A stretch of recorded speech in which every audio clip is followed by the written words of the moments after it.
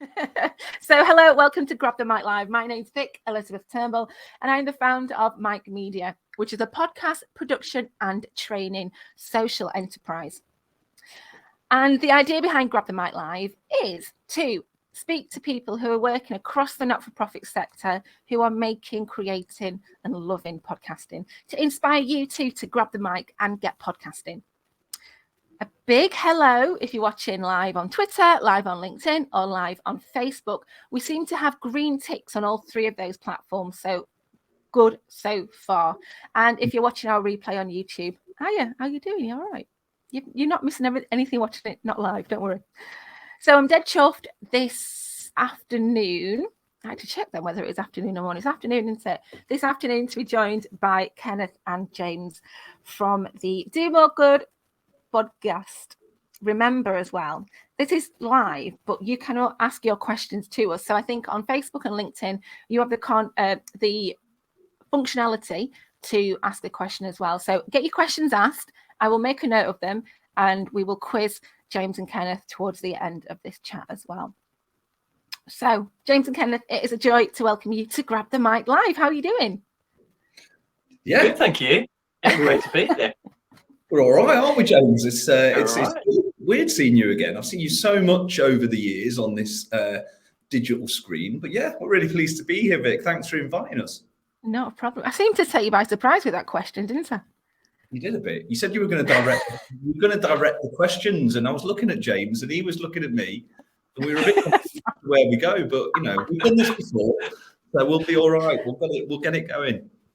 So the focus of this specific chat is because you guys do a podcast that is very much guest based. So you have lots of interviews in your podcast. And maybe that's one of the tips I should share is if you've got more than one guest, direct your questions. Yeah, it's a tricky one. And actually, we do that as well. We're often fine, but we'll ask a question and, I don't know if we've got 2 or 3 guests on, they'll just look at each other, or they'll both jump in at exactly the same time. Or typically what happens with Kenneth and I is we'll say the exact thing that the other person was thinking of saying as well, which is really helpful. Before we go into the ins and outs of, because I want to ask you guys that about your skills in doing a twosome podcast or a co-presenting podcast, should I say. But first of all, to the untrained ear, what is Do More Good? Kenneth. I'll take that one. So Do More Good is a podcast we started about 5 years ago, and the background to the podcast really was that James and I knew each other from the sector. I'd been working in the sector for maybe a couple of years at the time, so I was fairly new into it.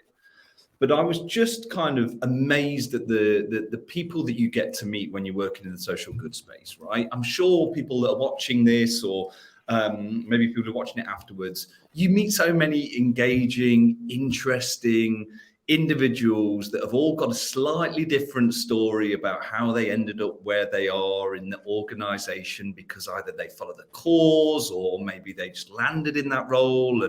But they all speak so passionately and eloquently about their why, why they do what they do.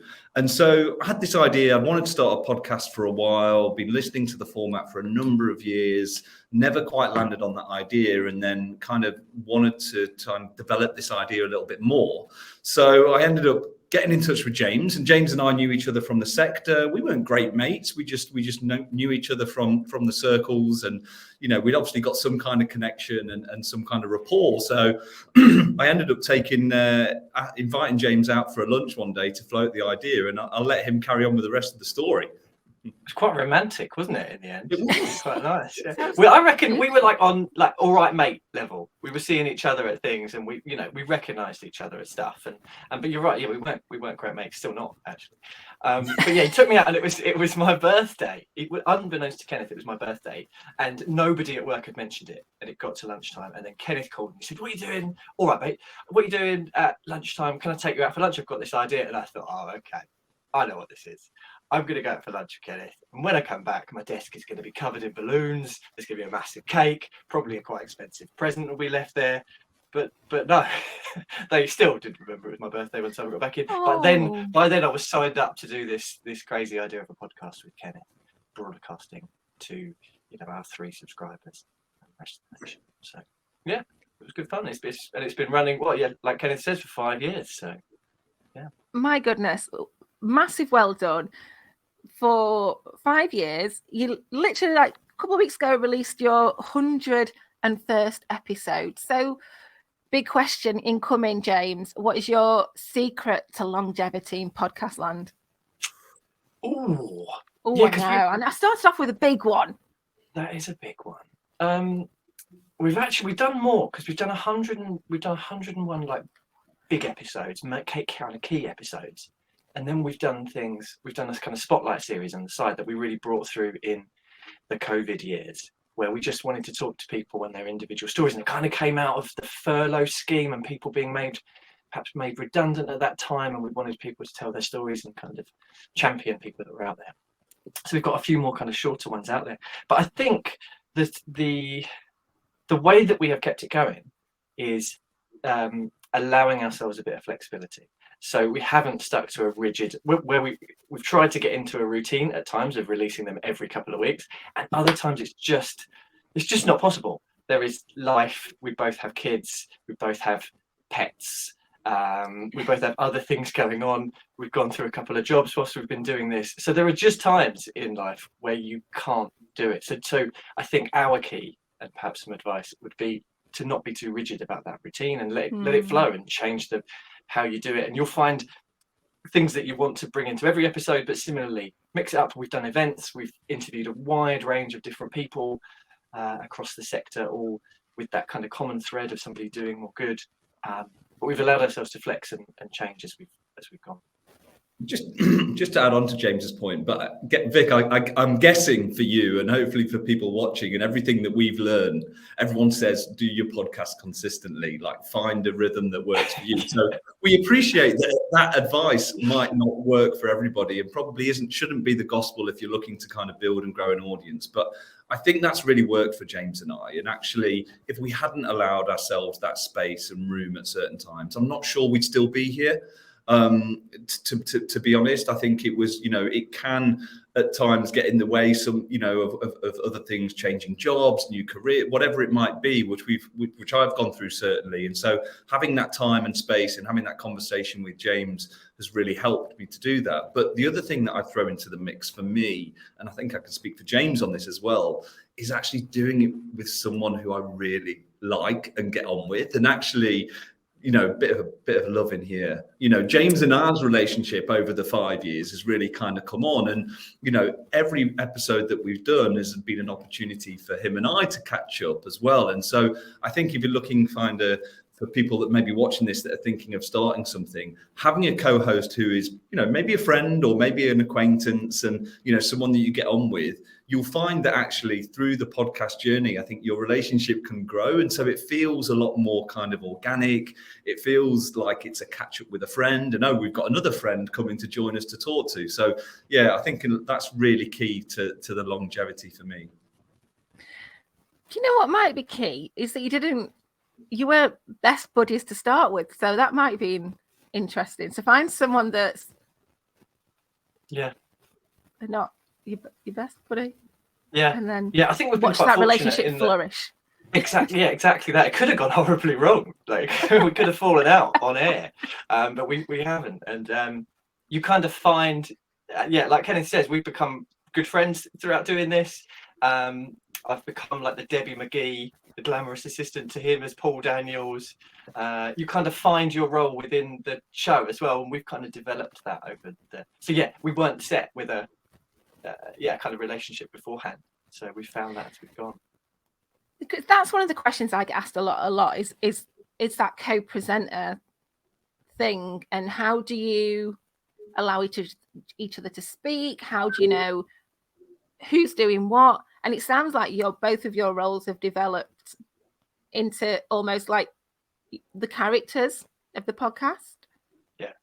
Yeah, I think that's right. I think we've, you get used to it. You get a cadence as you get through it, and you make a lot of mistakes as always. Again, I'm sure this is kind of no news to a lot of people, is you just find your way. But I think one of the feedback items that we get most often is probably that we just have pretty good chemistry.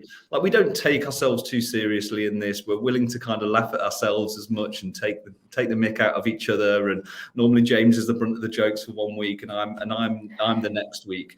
But we're quite relaxed about that, and I think hopefully that comes across in those listening as well, that they know that we're going to get to a, you know, sometimes quite emotional and a meaty topic that can be quite I guess intense at certain points, but you know, we come to that with a smile and hopefully trying to kind of soften the edges of allowing that message to land. And yeah, I'm hopeful, and as I say, the feedback that we get is that kind of really kind of works for our audience when maybe we're covering some topics that are, you know, really meaty and quite emotional a lot of the time.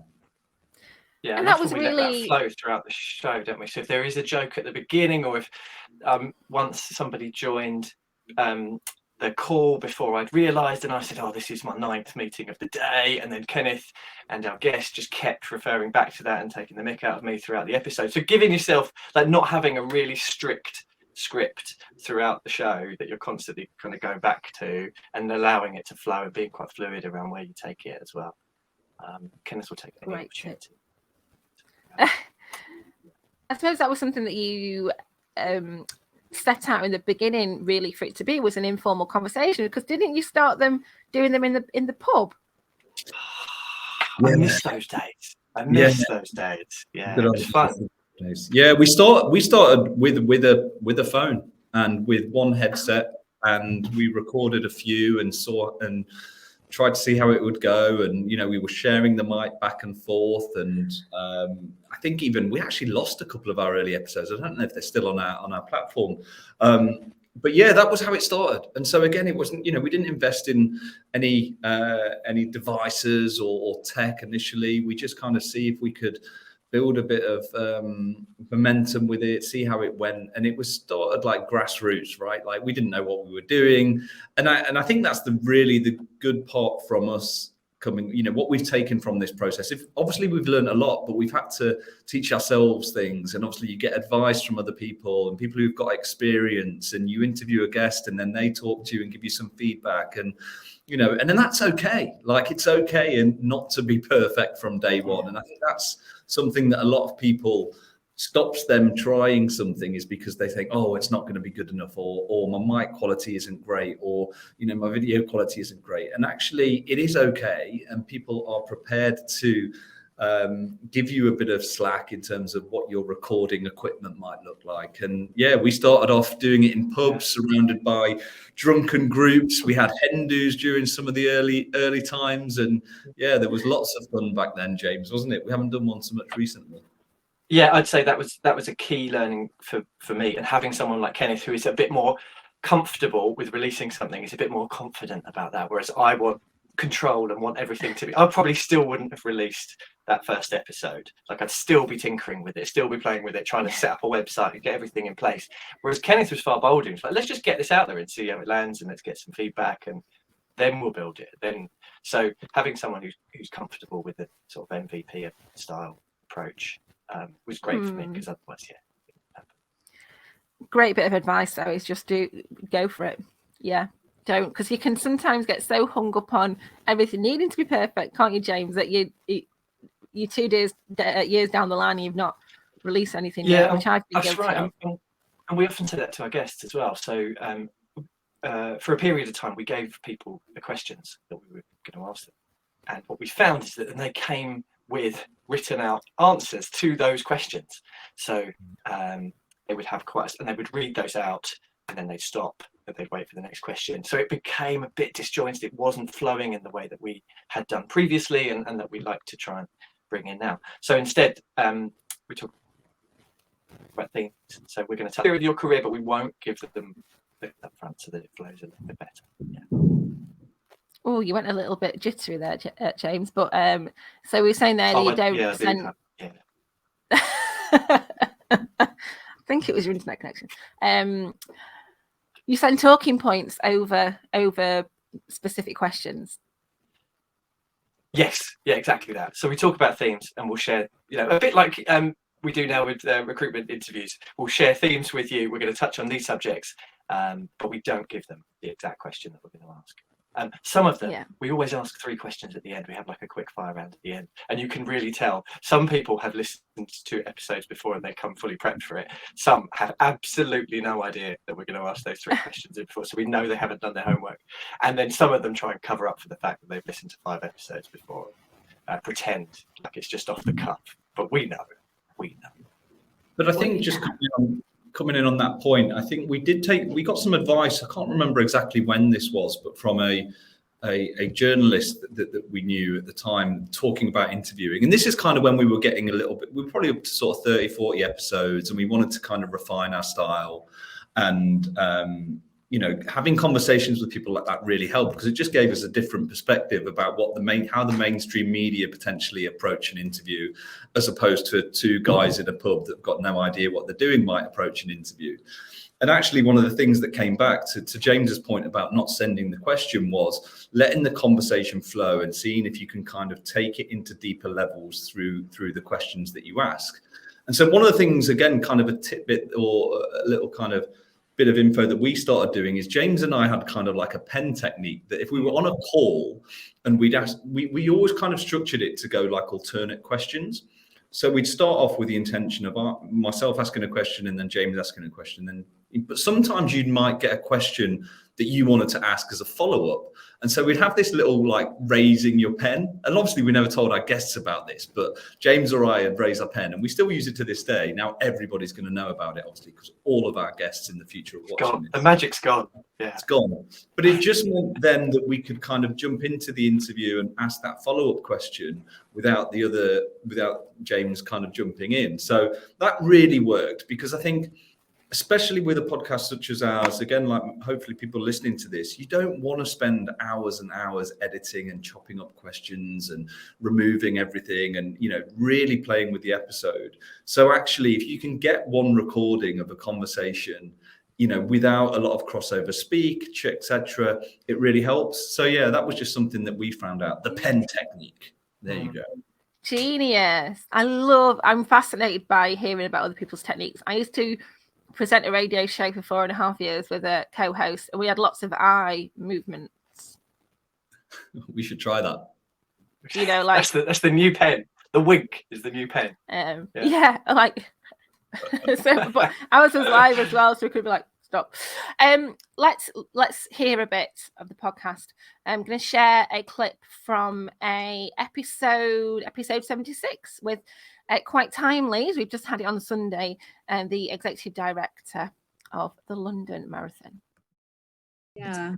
So, I mean, you've touched on it there about kind of mentoring others. How does that manifest itself in you as a leader? Someone did say the other day, you're clearly an inclusive leader, and someone else described the way I work as sort of empowering leadership. I mean, I don't tend to label it, but one of my core beliefs is, we do rise by lifting others, genuinely. I just don't I said earlier, I'm a really competitive person, but when it comes to colleagues, I'm not remotely competitive. It's weird, actually, that competition does not manifest itself in my career. It does sound trite, but it works for me anyway, which is that you delegate, you empower, as long as someone is getting the job done on their terms in the time that they need to do it in. And if they need support, you make it clear that they can come to you for support. But generally, I just think that generates the best results and the best work and the best teams. Much as I get attached to people and colleagues in particular, and you hate the thought of them leaving, I always want to see them move on and move up and forge their own career. And I never really had a mentor, so that's why I think I enjoy it so much. Is I just want people to be given that vote of confidence that I never actually really had. So I think I've had to, maybe that answers some of your previous questions, I've had to find that vote of confidence in me. And I know that's really lucky that I've been able to do that, and not that is, I'm very, very grateful for that, whatever it is. That's my general approach. that's great. And it's a good answer because it was a really good example of you taking the interviewee, you take them on a journey of how they started, and really a deep dive into their job and what got them there. But what I've noticed with all of the interviews is that you take out an overarching theme and use that as the title of the episodes, Kenneth. Yeah, that tends to be the format that we've kind of landed on. I think, again, kind of going back to the start, we weren't quite sure. We would ask our guests about what kind of theme they wanted to cover. And we try and kind of use it and build that. But it's kind of now happens more organically. So we like to kind of get, either it's a really interesting area in terms of where they work professionally, or it's an area of personal interest to them, or, you know, or something else comes out. So certainly that kind of, or it might just be biographical of their kind of life and their career. And actually that's the theme of the podcast. And sometimes we don't know actually coming out the other side of what is going to be the main theme. But I think certainly kind of deep diving on a particular element of their background or their career or their interests gives you that meat of the story ultimately. But you're right, Vic, in terms of our format, which I think is quite a typical format. Is we normally start off with a kind of a background on the guest, what got them to where they are, you know, understand their kind of experiences, what their pitfalls, what mistakes they've made. And then we kind of go into the bulk of the story, I guess, which is normally that topic area. And before kind of summing up and wrapping up at the end. And yeah, you know, it's interesting sitting here reflecting back on 100 and odd plus episodes, and yeah, they're probably the best ones. You can kind of remember the whole story as they go through, and it feels like they had a clear beginning, middle, and end, which is again probably something we need to kind of continue on with. James, I'm interested in, and I think for our listener or our viewer, about that, the step before that. So do you have like a hit list of people that you want to approach? Have you got like a master wish list that you work your way through? Yeah. Who's on the list? Yeah, exactly. So I think it's a bit of a mix. So we have people that we're quite keen to talk to, and when we very first started, we drew up a bit of a list of people that we were keen to get in touch with. Some of them say yes, some of them say no, some of them say no. Come back to me. Some of them say no. Some of them say come back to me later. We've got a couple of people that we're trying to get a date in with. So yes, we definitely go after that, and that can come up because perhaps they get a big job, or they're quite topical at the time. When we managed to secure an interview with John Lewis around Christmas time in their ad, and they had a partnership with FareShare at the time. So we brought in Lindsay from FareShare, the chief exec there, and did 2 episodes on each. So whether it's quite topical, whether it's somebody who's moving on in their career and we want to catch how they've done that, or that point that they are just changing into that big job.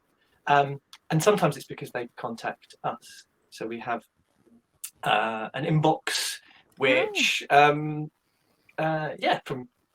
getting more attention to that at the moment. That inbox is filling up over the past few months with people pitching to be on. So it's a bit of a mix.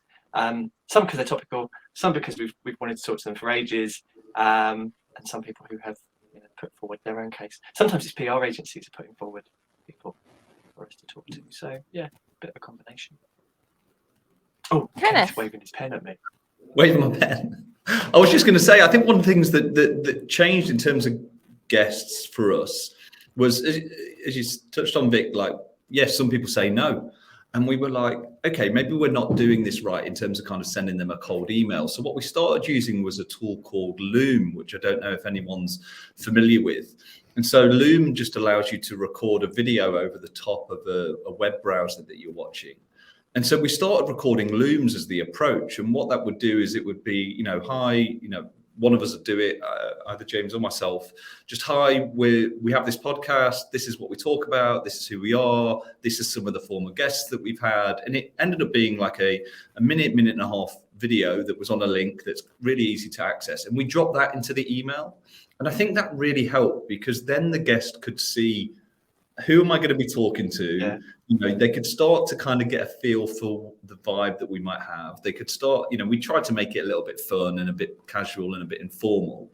And actually, we got quite a lot of success with that. Our hero guest for quite a while that we wanted, which it hasn't quite worked on yet, because obviously he's one of the biggest podcasters in the probably in the world, in the UK, and probably a lot bigger now than he was when we contacted him, was Jake Humphries. He was always the one that we wanted to kind of get on, and we had some interaction with his PA, and like she'd watched the video obviously, and kind of we had some back and forth. It didn't quite convert into getting him on, but certainly I think as a tool and a tip that really worked well for us. And you got moved on from outside his house at one point, didn't you? And but also we had some guests recommending others. So where we went down a bit of a CEO route for a while, we had, I think it was this way around. Was it Kate Lee first that we got on, and then she said, "Oh God, I've really enjoyed this. Let me put you in touch with some other people." So working as a bit of an ambassador on our behalf and giving recommendations. And then Charmaine Griffiths came on and said, "I want more numbers. I want higher numbers than Kate Lee got." So it became a bit of a competition. The two of them,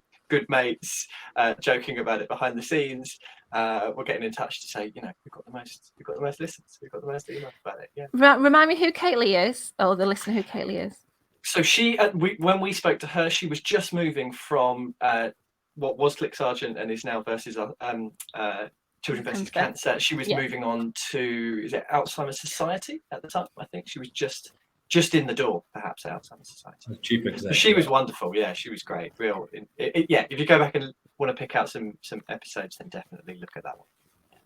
Isn't that great though, that how you can build your own networks as well with approaching guests?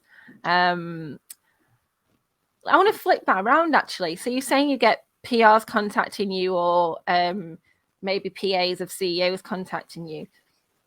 Are there any tips for people approaching podcasts, wanting to be a guest? How do we get your attention?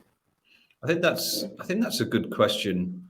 You can obviously tell when some of the approaches are quite generic and they've basically scraped your data from wherever and they've just gone out to absolutely everybody. So I think the personalized approach works well. And maybe, if someone was really keen, I think it would be, maybe using a loom, maybe using a short video about, what you can bring, who you are. I think what it's always difficult to do, we've run into this challenge a few times, is get to know the guest before they get onto the podcast.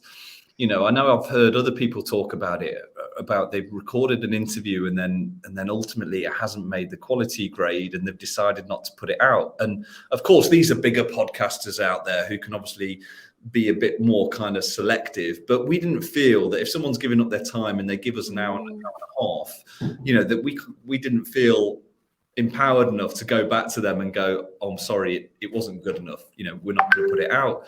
And so I think that's potentially, and I'm not obviously going to name any names, where we fell down on occasions that, maybe the podcast afterwards, after we recorded it, we know that maybe didn't go to plan. And so if we'd known the guest beforehand, and thinking back to your question, if they'd kind of approached us and gave us a flavor of who they are and said, "Look, here's a short video of who I am and what I'd like to talk about," I think that would have made us feel much more comfortable about going into the conversation. And I think we always have in mind perhaps a broad audience, but we're always thinking about that person first into the sector and trying to get them to take something from it, to have a learning from each episode, whether it's how you became CEO and the journey that you took, or an approach that you take to certain things, or as we were talking about with Catherine, a leadership style that she has. So I think including that, a nugget in there that person is keen to, I could talk to you about this, or I can bring this and my experience here to it, then if it gets us excited and we're quite keen to talk on that subject, then we're far more likely to put that person forward. Yeah. And that's also thinking about your listener, isn't it, as well? Like, if there's one thing that our listener can take away from this episode, then what is it? And bearing that in mind. So just on that research then, how much because the people you're speaking to, the movers and the shakers, the people in the third section and around this world may have big, old, huge careers, or, big squiggly paths into where they are now. how do you decide what to research? Like, what does that research process look like? Well, this is Kenneth. This is the bloodhound. This is where we release it into the wild. Mainly through LinkedIn, isn't it? But yeah, behind the curtain. Yeah, you know what? I think you can spend a long time doing that, right? You could spend hours and hours researching a guest, and I think the way that I've always approached it is probably spent on average maybe 2 to 3 hours for a guest just researching. So not a huge amount of time, and that might be half an hour on an evening on my phone and just kind of making some notes of what I've seen, or it's not in one kind of 3-hour chunk. So I definitely do think that research leads to some of them questions that they don't perhaps expect. You might unpick something, and this has happened a few times, hasn't it, James, where you found something written on the Kebab Awards. You're talking about the Kebab Awards? Yeah. The Kebab Awards, yeah. One of our guests had won a Kebab Award at some point in their career. So it does help kind of give you a flavour, but it's all done on Google. It's all done through LinkedIn, like James says, to kind of get the professional background. We obviously check out their social media profiles to see what they've been speaking about recently. We obviously search kind of news, anything that's kind of been coming up that maybe relate to them or their organisation. But I think you can. Yeah, I don't think it needs to take a huge amount of time, but I'm also conscious that you can get into a rabbit hole with it, and you can listen to their former podcast. I've certainly found myself doing that, where I've found a guest that we've got coming on, and then went back and listened to 2 or 3 other shows that they've been on, and you always take something from that. It's never time wasted, but if we're all time deficient, and time is the most precious thing that we've got, I don't believe you have to spend a huge amount of time researching before you get them on. But a multi-sourced approach is the way that you do it. Yeah, absolutely. I like the sound of that. We're going to try and play another clip. I'm going to fingers all crossed on this one. And this is an example of you guys speaking to a lady called Layla Thomas, who runs a fantastic youth empowerment charity called Urban Synergy. And we talk about how you talk about how she started it. So let's see if it'll play. Always had this: if you can help somebody else, then you should do. And they have done. And I've grown up in that environment, in that home. And then 15 years ago, I started to see a lot of problems with young people, and the community talking about young people, maybe the way they speak, or it's a mixture of things. So working in the corporate world, I saw underrepresentation there. What I mean by that is, working in technology and being a manager of men, I became very quickly the go-to person. How can you get more females in the industry? And then with ethnicity layered on top of that, I was like, hold on a minute. It's not that diverse here in the city, in some areas, not everywhere. However, when you just looked locally to the office, there's a whole community of young talent, diverse talent that can see the city from their bedroom windows, but they just didn't know how to get there. So, and I've got a son as well. I want him to reach his full potential, to have choices and wherever he wants to work and see all those opportunities. And basically that's my main driver. So it's really, if you can help somebody else, then you should do. And then in the corporate world, there's a problem there around underrepresentation and diversity in the city. And I thought, let's be solution focused and take action. So a lovely example there of talking to someone about how they started their venture. How do you decide what's the editing process like? We touched upon it shortly previously, but how long are those interviews that you're recording? James? It depends. Yeah, so it can depend really. As Kenneth said earlier on, what we try and do is make it as natural as possible, and so that it flows through and so that it feels like a conversation. I guess it kind of depends. We've done where we've done events, so where we've been invited, we've quite fortunate, we've been invited up to the Scotland Conference, and we've done the Just Giving Awards, and we got invited to IFC one year, which was incredible. Those ones, that takes quite a lot of time. So we're doing interviews with people, kind of Vox Pop style interviews as we're going round, asking them questions about how they're finding, let's say it's a conference or whatever it might be, the event. And then we're also interviewing speakers, or we're interviewing the hosts, so those ones can take quite a long time, both kind of storyboarding it, so trying to get from the beginning to the end of an evening or a few days, and then interspersing that with interviews with different people as we go, and how do you put that all together and make it flow, whilst also we're well aware that we have been invited to that to kind of showcase why it's so brilliant to go to something like IFC is brilliant, but making sure that comes through. Those ones can take quite a long time, chopping up, working out what we're going to keep, what we're going to cut. Possibly there's been some recording on the dance floor late at night that we have to not only delete but bury at the back of the garden as well to make sure they never come out. And then we've got some shorter ones, so where we have those hour-long conversations with Kenneth and I, we really try not to edit them too much. So there'll be bits which we might go back and record, as we always say at the beginning, like if you mess something up, don't worry about it, we'll just restart. So we'll chop those bits out, the kind of obvious bits. Plus people quite often repeat a point, so they'll make the point and then they'll make it again in a different way, and then possibly a third time. So we'll just try and find the best one. So it's just kind of listening through and finding the right ones and chopping them up. Plus everybody has something that they do, that they say whilst they're thinking or as part of the conversation. There's a in there, or there's a bit of a tick everybody has. So once you notice that as part of the editing process, you just have to go through and clean them up, because it just plays. Nobody else will care. The audience will possibly never pick up on it, but it's in your ears as you're editing it. So we go back, but we don't do too much. Sometimes they're really smooth and they're really easy. Other times it takes a little bit longer. I would say it probably takes about 3 times the interview duration. So we're always looking for about 45 minutes to an hour for an episode. So we'll record, maybe just over that, and it takes about 3 times that to put it together, to top and tail it, put our little ad in the middle, include our intros and outros and that sort of thing. I love that. Being very honest about editing time, because three times is about right, or a little bit more, isn't it? Yeah, it tends to be what it is for our kind of standard ones. Yeah. And so has the kit changed much then? So you started out with a phone. Now what are you using?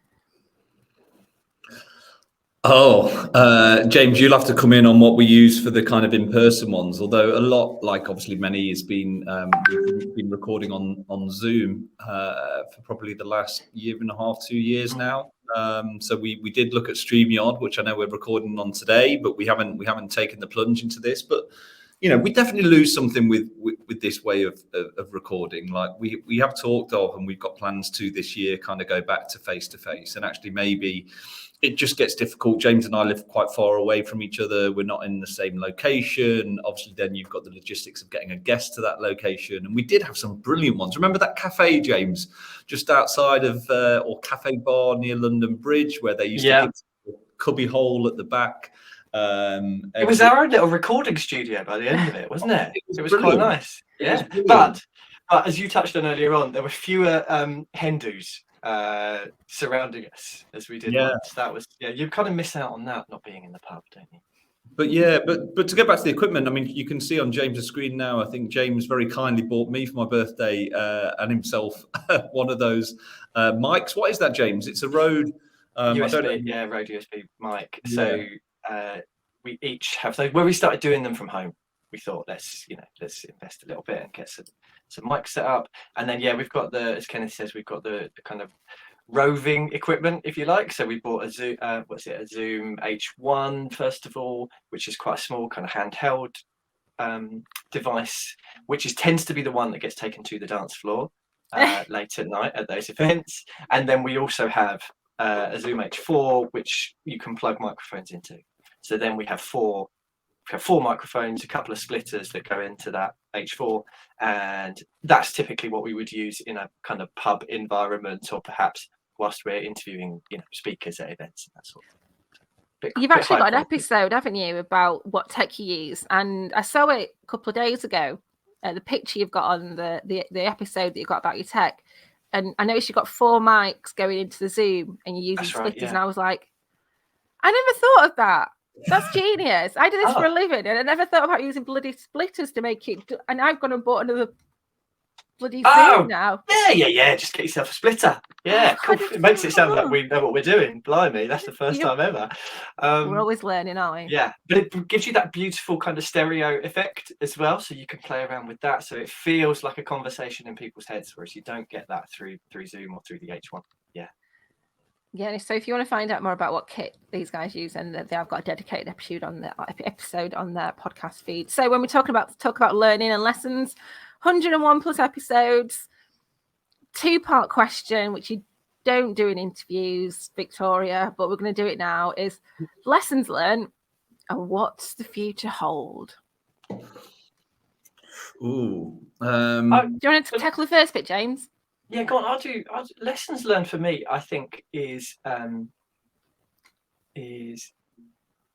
the experience of doing this has not been entirely altruistic. So we aren't necessarily purely doing this for our audience, although that's like 95% of what we're trying to do. But we're also, Kenneth and I have learned a vast amount by doing this. Massively, if you're thinking about starting something like this, you massively increase your networks. We have 100 people out there that we can legitimately call and ask for some advice or talk to about their role, that we've learned a vast amount as we've gone. And some of the episodes we really delve into particular subjects, or we've learned massive, real.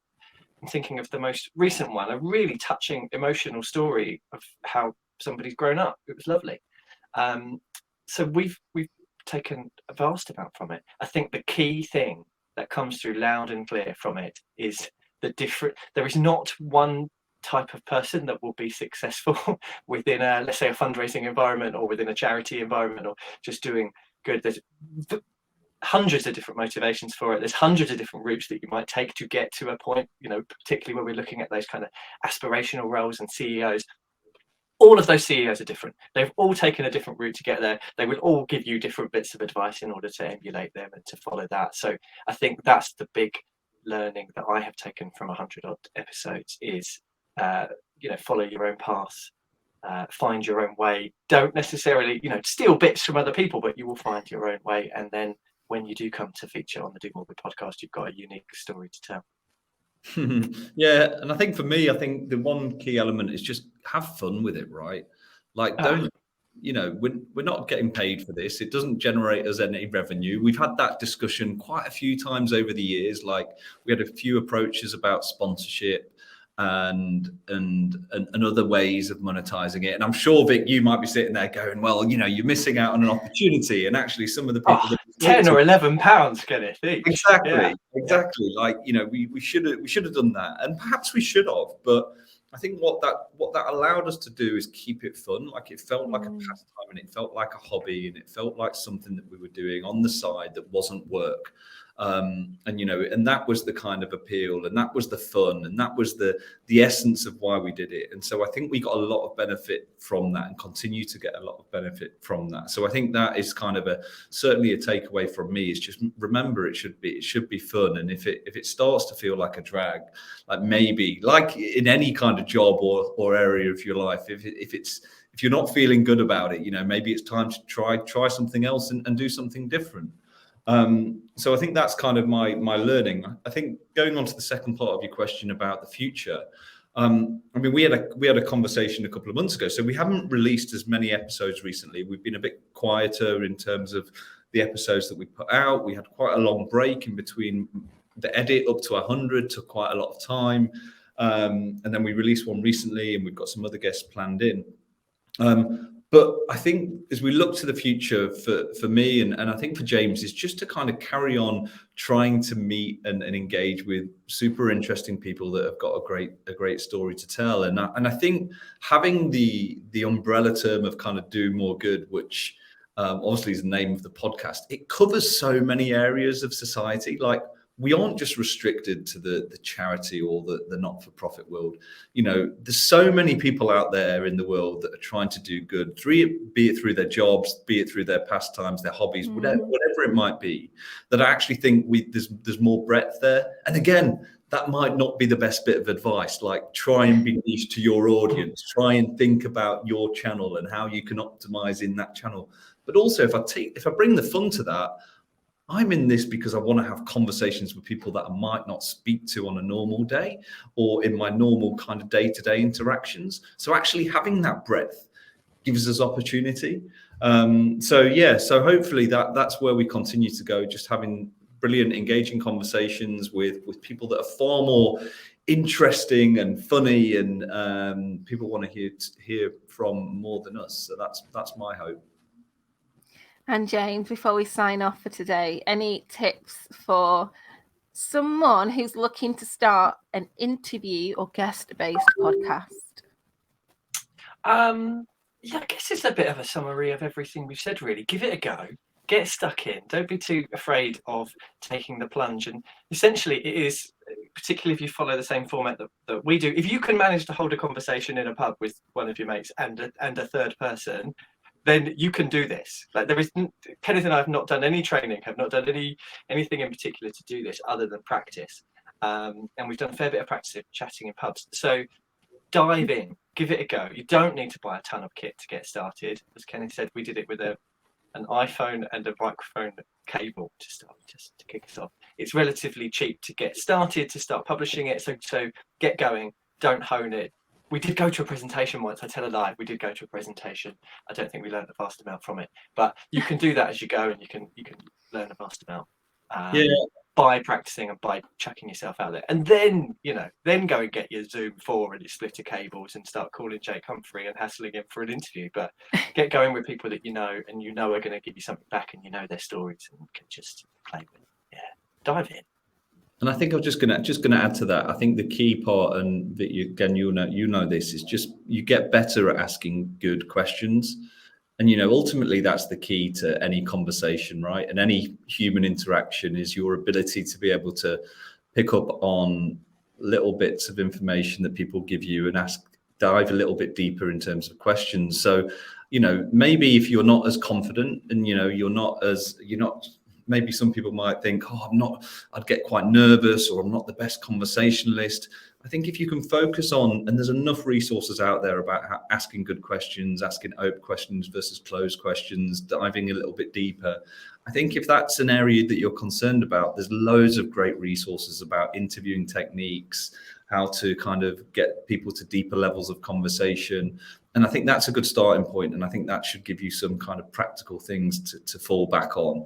And you'll find that actually this is the most that James and I have ever spoken probably for the last 5 years in terms of a podcast, because of course we've been on others and stuff. But, you don't do a lot of the talking. You're there because of your guest. And ultimately your role is to facilitate that conversation and ask the right questions at the right time. So I think honing your experience or increasing your learning in that area will hopefully help you be more successful. It's definitely helped having two as well for us. There were a few episodes that we've done ourselves, and I think we would both admit that it's better when you've got both people kind of thinking about that next question, putting their pen up when they've got that deeper dive, as Kenneth says, to really go after the real nuggets in the conversation. Well, actually, James, this is a good opportunity. I thought about the future, and actually, I think I might go alone if that's okay. Exclusive. Okay, so on that note, thank you so much for joining us on this episode of Grab the Mic Live, and thank you for watching live or on our catch up on our YouTube channel. So next month, late May, early June, we're going to have Carousel Radio. They are gold winners at last year's Audio Production Awards, and they're going to be telling me and you how they involve their beneficiaries at every step of the way during their podcast production, planning and hosting. So that's going to be live for you to RSVP to, or whatever social network you are on, maybe in a week's time or something like that. So just one favor, if you've enjoyed watching this, please do share it with someone that you think will benefit or love it. So until next time, it's a bye from Grab the Mic Live. See you later. Cheers, guys. Thank you.